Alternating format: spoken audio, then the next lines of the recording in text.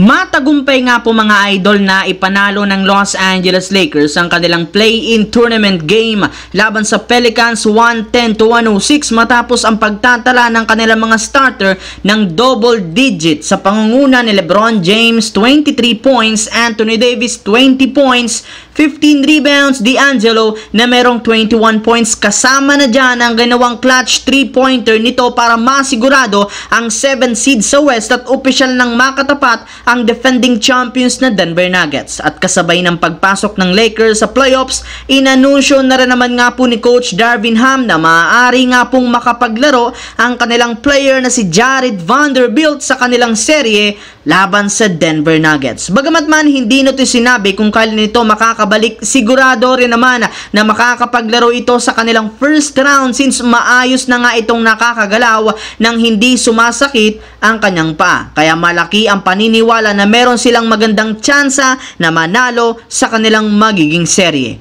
Well, kung ang Los Angeles Lakers nga po ay pasok na sa playoffs, ang natalo rin naman na Pelicans magkakaroon pa ng isang game para sa play-in para masigurado ang ikawalong pwesto at makalaban ng Oklahoma City Thunder. Pero hindi pa rin naman naiwasan ng mga fans ng Pelicans na manghinayang sa kanilang pagkatalo since nagkaroon sana sila ng pagkakataon na manalo matapos silang maagang makalamang sa simula at matapos nilang makadikit sa score sa huling minuto ng fourth quarter. Ngunit lahat rin nga po ng kanilang mga effort nasayang matapos parehong magtamo ng injury sina Brandon Ingram at Zion Williamson. Pero ang mas pinag-aalala nga ng kalagayan ngayon ni Zion since simula nga po nang umalis ito, tuluyan na nga silang natalo. At base nga sa pinakahuling nilabas na balita ni Coach Willie Green, ang rason ng maagang pagkawala ni Zion ay dahil sa pagsakit ng kanyang kaliwang binte matapos ang ginawa nitong drive sa huling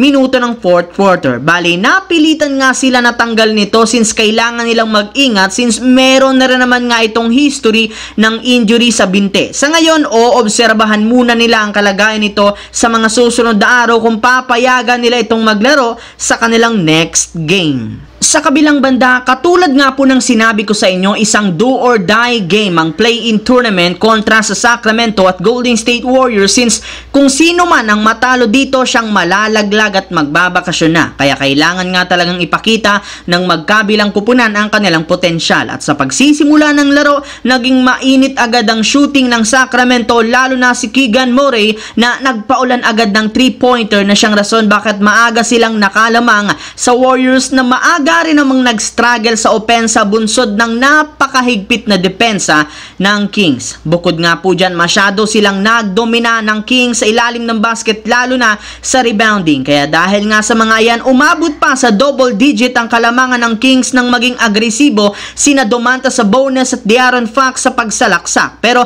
hindi rin naman nga agad nagpatalo ang Warriors, gayong sinubukan sana nila na humabol matapos mag-take over dito si Stephen Curry, ngunit hindi pa rin iyan naging sapat para manalo sa Kings. Kaya sa huli, natalo at magbabakasyon na nga po ang Golden State Warriors ngayong taon. So yun lamang mga idol ang ating bagong video ngayon. Once again, this is your J-Zone TV. Don't forget to subscribe at syempre pindutin ng notification bell sa akin channel para lagi kayo maging updated sa mga videos na pinapalabas ko. Isang malaking shout out sa lahat mga idol.